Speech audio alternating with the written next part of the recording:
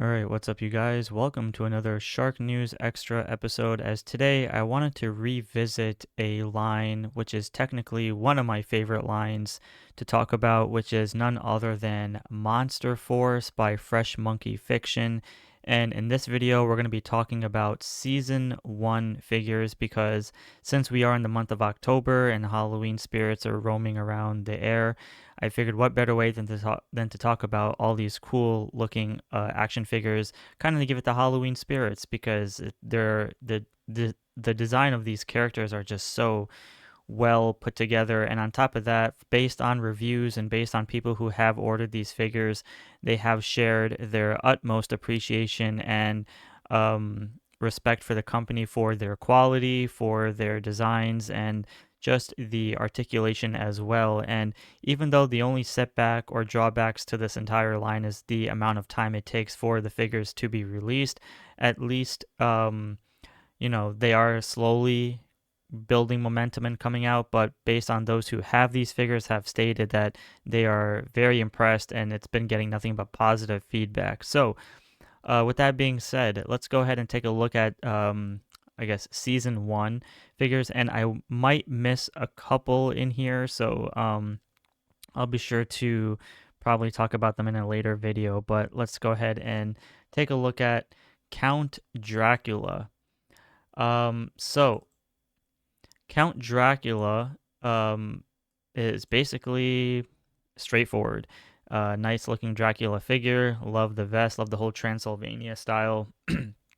um, Love the whole outfit, the aesthetic of it. He kind of looks like Drew McIntyre from WWE, which is pretty funny. But nonetheless, love the tie. Love the vest. Love the whole trench coat. The hands looking great, and he's got the sword. Nice looking boots. Pretty simple, standard and straightforward, but again, it has like very nice details by the vest and stuff, which I do like. So otherwise, the head sculpt looks really nice. He's got red eyes, arching eyebrows, long slick black hair, nice beard and mustache, and overall the figure just looks really good. So I do like this one. And if you're into this style of collecting figures, then this is technically right up your alley in the sense of the Universal Monsters era of characters. Then we have Van Helsing. Van Helsing is a pretty cool character. This is kind of like if you're someone who collects GI Joes, it's kind of like the General Hawk of the Monster Force line. Now, we all know that Van Helsing and Dracula kind of have like that dual battle going on, so at least we got both of these characters together. He's got a pretty nice scar on his right eye, menacing facial features. He's got some grenades, some straps, a lot of buckles, pouches, and it looks like he's got some tattoos on his hands, which really looks good. A lot of scripture on there, the gloves. Nice details by the pants, the creases. He's got some clips and buckles there as well for the holsters, for the weapons. The pants look great as well in the sense of the brown colors and aesthetics gives it more shading and stuff. And we can see the shoes.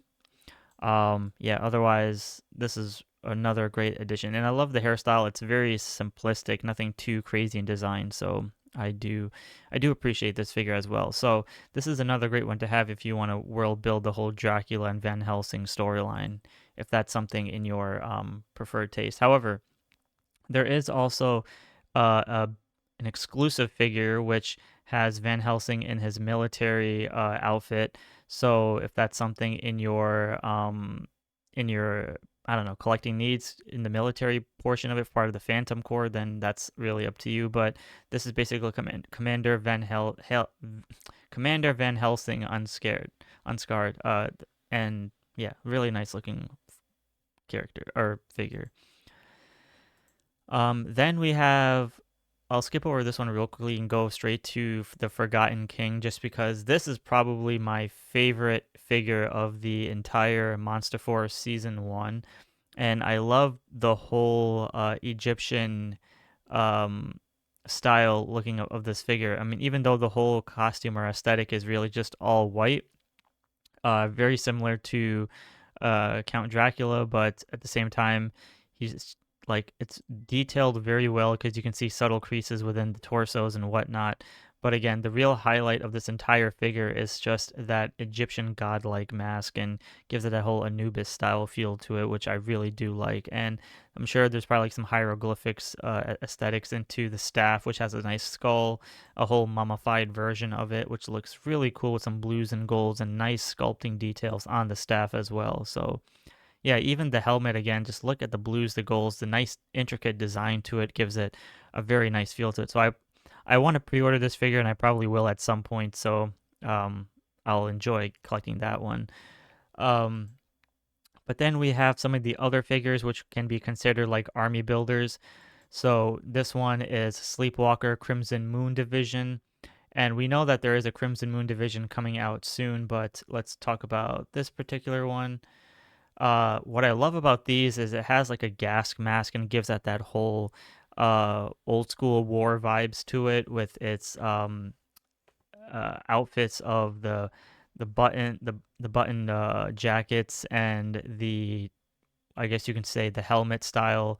And even though the weapons are very like I guess you can say super duper old school, you know what I'm talking about in terms of the year wise, but it's like those gas mask style weapons with some cool looking laser effects if you want to use your imagination to it. But otherwise, the whole outfit with some black shading on the reds looks really good. Simple boots, but the highlight here is really just the helmet because I love how it has like a black wash to the top of the helmet, and you can see some gauges and stuff on the back for the backpack and other and whatnot, and some straps on the right left arm. So that's so damn cool. I do like this. Then we also have the Delta Red Urban figure, which has very intricate sculpting and designs because apparently there's a storyline between the Count Dracula and then the army that goes along with him alongside the Van Helsing character. So we can see here that this one's more like the mummified army with some really cool armor pieces, nice looking vest, and then all that stuff looks great. Knee pads, some very intricate, hefty, detailed knee pads as well. Very good sculpting. Love all that stuff. And you can see the grenades and even the head sculpt looks absolutely incredible. So I really do love this one. It's a pretty good looking figure. I mean, just look at the teeth, the eyes, the hairstyle. Yeah, that's so damn cool. I think there's a one second. There's a helmeted version which is right here. Where is it? This one right here. So they do come with helmets where you can remove the visors or move it up and down and stuff to give it more like a military style feel to it. But that just looks freaking sick. So yeah, this is a great one, especially because it's more of the darker tones with the blues and blacks. Very nice attention to detail. Then we have the Nightshade Delta Red figure, and this is roughly in the same aesthetic as the other one, but we can see here he has more of a skull goldenish mask with more of the bluish tones with some olive greenish armor pieces and a lot of clips, straps, and buckles. Looks very, very nice, very well detailed. I love it. Creases on the pants. Roughly same design because these are more like army builders, but knee pads again. I love the sculpting on the knee pads. That's really sick. And the boots came out pretty standard, so that's great. And otherwise, the helmet though kind of gives you that whole Predator vibe, which adds some nice detail to it if you want to make it a single standalone figure. But if not, that's okay. But it's still good enough. And then there's also an unmasked one too. So basically, same thing, just different in terms of color schemes.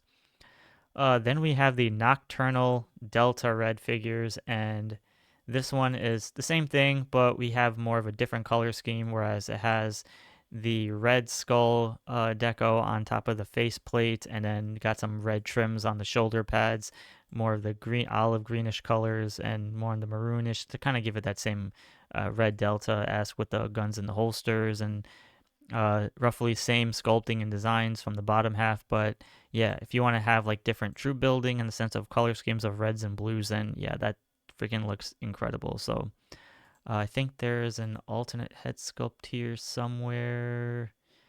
Well, close enough. All right, give me one second here. Just so you guys get an idea of what this figure actually looks like. There he is with the helmet going above. So that looks great. Same teeth and design and stuff with the white eyes. Very menacing looking, so I wouldn't survive if I were to see this in person. Then we have the Sleepwalker Heavy Weapons Division, which is a great another version of the other figure that we've seen before, but we can see here he's got more of the green eyes, the gas mask, some amazing intricate style looking weapons. I absolutely love that. That is great. We could also see here more details by the actual the torso piece with the straps, or should I say the buttons and the pouches, the pockets, the golden clips by the belt, really nice. And then he's got the strap on the left arm, very nice. Kind of gives you like a rustic charm to the figure because it looks like he's been through the dirts and stuff. Kind of been in heavy action use, and but I do love the head sculpt of that with the green eyes. So that looks absolutely incredible. And I do love the whole gas mask thing. It just adds like so much of a cool characteristic to these figures. Then we have the Sleepwalker Obsidian Elite figure, and this one is a little bit more on the basic side, but a different head sculpt. He's got white eyes and then the old classic helmet, and then he's got some, I guess you can say, sculpting by the neck piece. Kind of gives it like a dog tag feel, but roughly the same design in terms of the outfits and pockets and pouches and stuff, but there's really nothing too new here other than the additional head sculpt, and the weapons are probably different as well, but yeah, that looks really great. And I think there's an alternate head sculpt here. Let me just make sure. Yeah, so there is an alternate head sculpt if you want to utilize the same head sculpt, but like in the sense of um the one we've seen before with the skull style, and then the gas mask kind of goes like he has different tubes of, I mean, different hose pieces going on the sides of the mouthpiece, which looks really awesome. So definitely gives you enough versatility to army build, that's for sure. Then last but not least, we have the Kilawog Night Hunter, which is a werewolf. And this is a really, really, really awesome figure if you're into this style of collecting in the sense of having like a werewolf kind of join the line, because we know this is all part of the Universal Monsters aesthetic. Very nice trench coat, very, very menacing facial expression. Look at that with the yellow eyes, black pupils, very intimidating. Nice musculature, dog tags, looks freaking sick. Good sculpting by the fur. It's got the military or camo style pants, ripped edges. He's got some gauntlets with some claws. All that looks great. And then the toenails, or should I say the feet with, yeah. I mean, just look at that arching by the right leg. Looks really good. So this is another great one to add if you're building that whole monster aesthetic. So I think this is great.